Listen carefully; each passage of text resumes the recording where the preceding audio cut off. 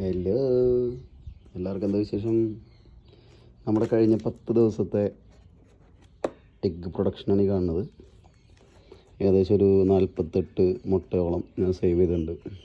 5 മുട്ട 6 മുട്ടയൊക്കെ ചില ദിവസം വീഴും, വിച്ച് ഈസ് ഗുഡ്. അപ്പോൾ നേരെ ഒരു സംശയം ചോദിക്കാനാണ്. എൻ്റെ അറിവിൽ മുട്ടകൾ നമ്മൾ പൊതുവെ കഴുകി വയ്ക്കാറില്ല. അതിനൊരു കാരണമുണ്ട്. അറിയാവുന്നവർ ഒന്ന് കമൻറ്റ് ചെയ്തേരും താഴെ കേട്ടോ. എന്തുകൊണ്ടാണ് മുട്ടകൾ കഴുകി വയ്ക്കാത്തതെന്ന്.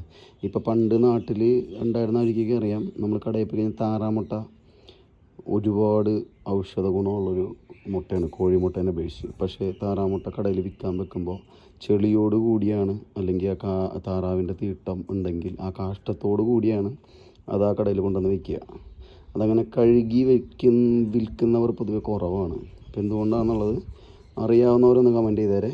എനിക്കും ഈ മുട്ടകൾ കിട്ടുമ്പോൾ കഴുകി വയ്ക്കാനുള്ള സാഹചര്യമുണ്ട്, പക്ഷെ ഞാൻ കഴുകി വയ്ക്കാറില്ല. ഞാൻ ഉപയോഗിക്കുന്നതിന് തൊട്ട് മുന്നെയാണ് കഴുകാറുള്ളൂ.